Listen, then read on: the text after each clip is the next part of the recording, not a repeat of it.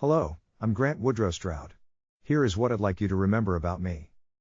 At the first light of February 15, 1941, I drew my first breath in the heart of Boise, Idaho. My mother, a jesting soul, often recounted her endeavors to bring forth a Valentine's babe, only to find me obstinate, arriving a day past her desired date. Such trivialities seemed to matter little to me, but they tickled her fancy nonetheless. Born of Nebraska stock, my lineage intertwined with the rugged plains and rolling hills of the frontier.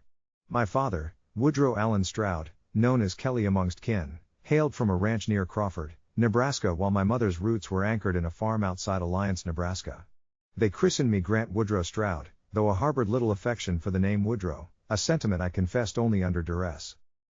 The Stroud legacy resonated with tales of horse breaking and mule taming, a craft passed down through generations.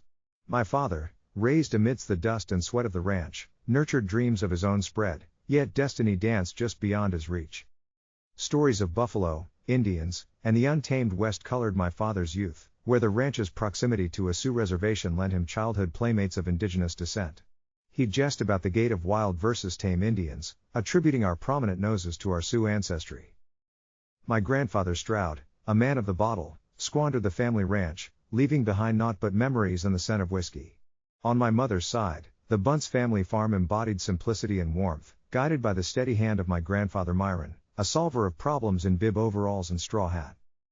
One memorable escapade with my grandfather Bunce involved a daring climb up the windmill tower, an adventure cut short by my mother's alarm. With grandfather's guidance, I descended, armed with lessons in left and right, marking a promise to return to the tower when age deemed me fit. A treasured gift from my grandfather, a single-shot Winchester .22 rifle, ignited my youthful spirit, though my mother harbored reservations about my tender age. Nevertheless, the rifle became a symbol of frontier dreams and boyhood adventures. My earliest memories unfurled in the house my father built south of Boise, a testament to his craftsmanship and Navy-honed resilience.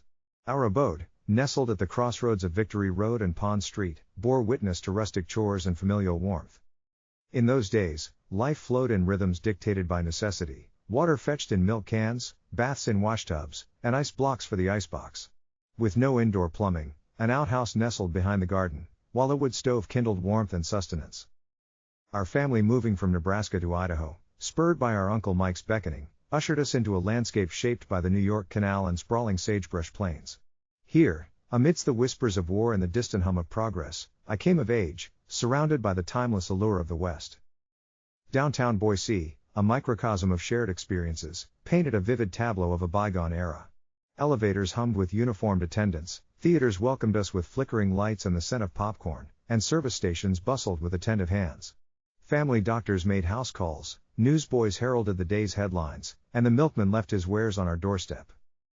In those halcyon days, bicycles were the domain of youth, and men donned hats of felt and straw.